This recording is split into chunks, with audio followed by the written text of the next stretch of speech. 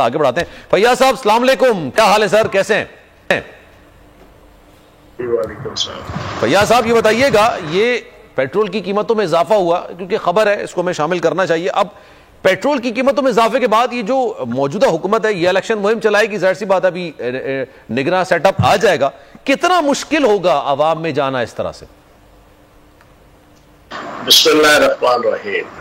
آپ کو کس نے کہہ دیا ہے کہ 2 مہینے یا 3 مہینے بعد الیکشن ہو رہے ہیں؟ یہ جناب والا آپ کا پورا، آپ بتائیں نہیں ہو رہا؟ میں بتا دیتا ہوں، الیکشن کوئی نہیں ہے 1 سال تک اس ملک میں.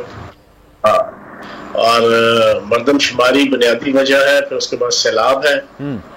یہ 2 چیز ایسی ہیں کہ جس کی وجہ سے پاکستان اس وقت جناب متحمل ہی نہیں ہو سکتا کہ فوری طور پہ یہاں پہ الیکشن ہو. اور مردم شماری کے حوالے سے پچھلے 7-8 ماہ سے میں مسلسل کہہ رہا ہوں کہ آئین کا آرٹیکل 51 جناب 1 سے لے کے 5 تک، اس کے جو سب آرٹیکل 1 سے لے کے 5 تک کیٹیگوریکلی جناب اس کے اندر لکھا ہوا ہے کہ جب بھی ریاست پاکستان کے اندر مردم شماری ہوگی تو مردم شماری کا آفیشیل رزلٹ اناؤنس ہونے کے بعد ریاست پاکستان پابند ہے کہ وہ نئی حد بندیاں قومی اور صوبائی اسمبلی کی کرے گی اور اس کے بعد الیکشن کرے گی.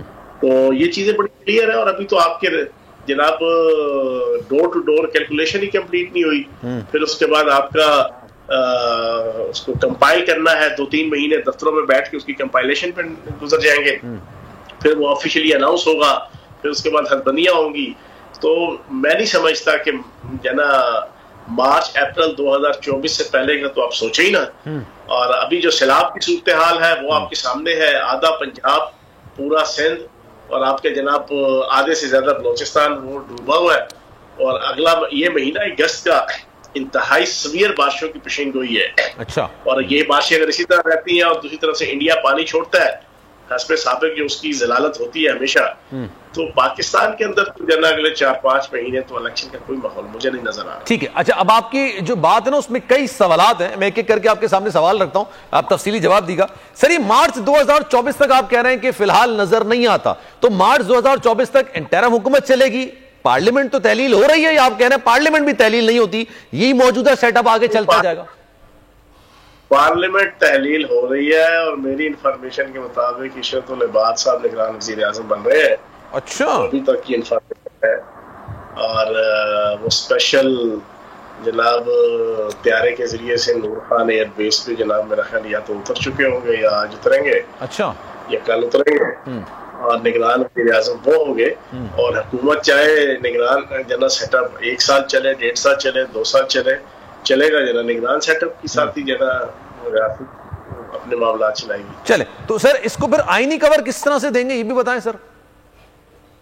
آئینی کور کی بات یہ ہے کہ آئین کا article 51 sub article 1 sub article 2 sub article 3 sub article 4 sub article 5، اچھا وہ اگر آپ پڑھ لیں اس کے اندر چیز لکھی ہے. اور پھر 2018 کے اندر تمام پولیٹیکل پارٹیز نے اتفاق کیا تھا کہ نئی مردم شماری کے مطابق آئندہ الیکشن ہوں گے. صحیح ہے. آئین بھی یہی کہتا ہے، آپ کی جماعتیں بھی یہی کہتی ہیں. اگر اس ایشو کو جب آپ کہیں گے نا کہ آئینی کور دینا تو پھر آپ سپریم کورٹ میں جائیں گے. یہ ایشو جائے گا سپریم کورٹ میں. جب سپریم کورٹ میں جائے گا تو سپریم کورٹ آئین اور قانون کے مطابق اور حالات اور واقعات کے مطابق جو ہے وہ ساری چیزوں کا فیصلہ کرے گی. اور وہ یہی بنتا ہے آپ کا اگلے سال کے مڈ یا اینڈ میں الیکشن بنتا ہے. ٹھیک ہے. چلیں اب اس سے